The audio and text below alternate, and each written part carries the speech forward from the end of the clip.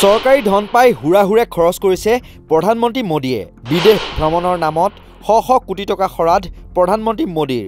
৩৮ বাৰ বিদেশ ভ্ৰমণত মুঠ ব্যয় ২৫৮ কোটি টকা। মাত্ৰ ২টা বছৰতে বিদেশ ভ্ৰমণত ব্যয় বিশাল ধনৰাশিৰ।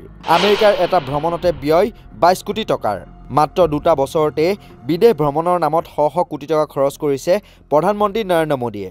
বিগত ২০২২ চনৰ মে' মাহৰ পৰা ২০২৪ চনৰ ডিচেম্বৰৰ ভিতৰত প্ৰধানমন্ত্ৰী মোদীয়ে বিদেশ ভ্ৰমণৰ নামত ব্যয় কৰিছে ২৫০ কোটিৰো অধিক ধন। প্ৰধানমন্ত্ৰী নৰেন্দ্ৰ মোদীয়ে ২০২২ চনৰ মে' মাহৰ পৰা ২০২৪ চনৰ ডিচেম্বৰৰ ভিতৰত ৩৮খন বিদেশ ভ্ৰমণ কৰিছিল আৰু ইয়াৰ বাবে মুঠ খৰচ হৈছিল ২৫৮ কোটি টকা।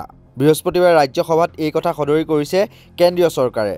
ৰাজ্যসভাত এক প্ৰশ্নৰ উত্তৰত বৈদেশিক পৰিক্ৰমাৰ ৰাজ্যিক মন্ত্ৰী পবিত্ৰ মাৰ্ঘেৰিটাই বিদেশ ভ্ৰমণৰ বাবে প্ৰধানমন্ত্ৰীৰ ব্যয়ৰ হিচাপ আগবঢ়ায়। তেওঁ কয় যে এটা ভ্ৰমণত সৰ্বাধিক ব্যয় হৈছে ২০২৩ চনৰ জুন মাহত আৰু সেয়া হৈছে মোদীৰ আমেৰিকা ভ্ৰমণ। কেৱল সেই ভ্ৰমণৰ মুঠ খৰচ আছিল ২২ কোটি টকাৰ অলপ বেছি।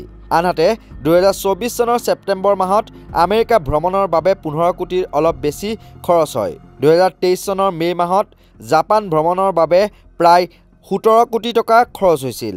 আকৌ ২০২২ চনৰ মে' মাহত নেপাল ভ্ৰমণৰ খৰচ আছিল ৮০ লাখ টকাৰ অলপ বেছি।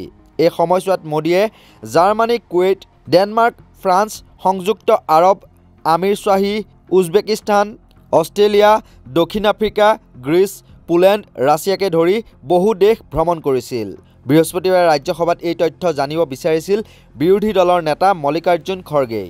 প্ৰধানমন্ত্ৰীৰ প্ৰতিটো বিদেশ ভ্ৰমণৰ লগত নিজ নিজ দেশত থকা ভাৰতীয় দূতাবাসৰ পৰা আৰম্ভ কৰি হোটেলত থকা, যাতায়াত আৰু অন্যান্য খৰচকে ধৰি ব্যয়ৰ বিশদ বিৱৰণ দিব লাগে বুলি তেওঁ দাবী জনাইছিল। ইয়াৰ পিছতে বৈদেশিক পৰিক্ৰমা মন্ত্ৰালয়ে এই তথ্য প্ৰদান কৰে। উল্লেখযোগ্য যে যোৱা ফেব্ৰুৱাৰী মাহত মোদীয়ে পুনৰ আমেৰিকা ভ্ৰমণ কৰিছিল। ডনাল্ড ট্ৰাম্পে পুনৰ কাৰ্যভাৰ গ্ৰহণ কৰাৰ পিছত এইটোৱে আছিল প্ৰধানমন্ত্ৰীৰ প্ৰথম আমেৰিকা ভ্ৰমণ। দুদিনীয়া ভ্ৰমণৰ সময়ত ট্ৰাম্পৰ সৈতে মোদীয়ে দীঘলীয়া বৈঠকত মিলিত হৈছিল। নেশ্যনেল ডেস্ক, নৰ্থ ইষ্ট নাও।